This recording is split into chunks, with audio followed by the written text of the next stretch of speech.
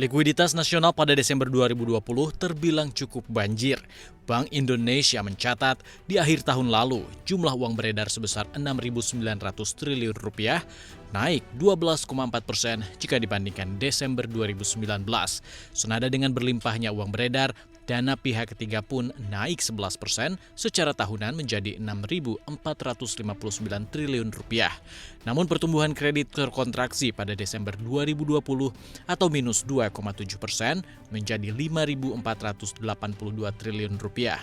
Berdasarkan faktor yang memengaruhi, peningkatan uang beredar pada Desember tahun lalu disebabkan oleh aktiva luar negeri bersih dan kenaikan ekspansi keuangan pemerintah.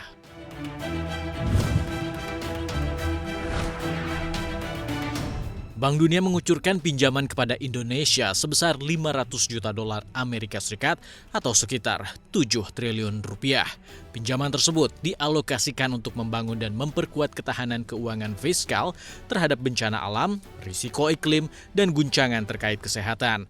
Bank Dunia menilai bencana yang terus terjadi di tanah air bisa menjadi ancaman bagi kemajuan pembangunan di Indonesia. Dari 2014 hingga 2018, pemerintah pusat membelanjakan antara 90 hingga 500 juta dolar Amerika per tahun untuk tanggap bencana dan pemulihan. Kepala Perwakilan Bank Dunia untuk Indonesia dan Timur Leste, Satu Kahkonen menilai biaya bencana diperkirakan akan terus meningkat karena perubahan iklim dan pertumbuhan perkotaan. Sementara itu, Menteri Keuangan Sri Mulyani mengatakan Indonesia butuh kesiapsiagaan finansial untuk menghadapi bencana maupun krisis kesehatan seperti COVID-19.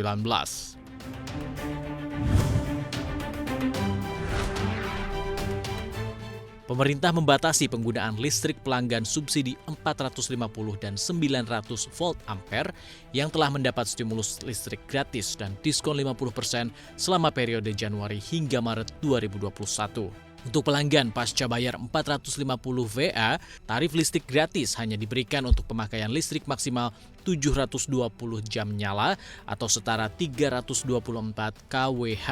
Dan pelanggan 900 VA subsidi listrik gratis diberikan untuk pemakaian 720 jam nyala atau setara 648 kWh. Direktur Pembinaan Pengusahaan Ketenagalistrikan Kementerian Energi dan Sumber Daya Mineral, Hendra Iswahyudi mengatakan, pembatasan dilakukan agar pemberian stimulus listrik lebih tepat sasaran.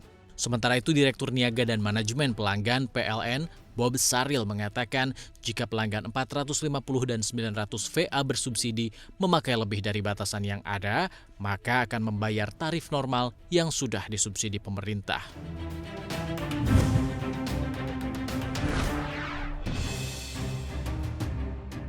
Bank Indonesia memproyeksikan transaksi e-commerce pada tahun ini bisa tumbuh hingga 33,2% jika dibandingkan tahun lalu menjadi 337 triliun rupiah. Gubernur BI Peri Warjio mengatakan transaksi ekonomi digital akan semakin pesat di tahun ini karena pandemi COVID-19 masih belum melandai. Menurut Peri, peningkatan jumlah transaksi e-commerce terdorong oleh kebijakan akselerasi financial technology dan digital banking. Dari catatan BI, diperkirakan pada tahun 2021 terjadi peningkatan penggunaan uang elektronik sebesar 32,3% atau setara 266 triliun rupiah. Bank Indonesia turut mengestimasi penggunaan uang elektronik di tahun lalu mencapai 201 triliun rupiah.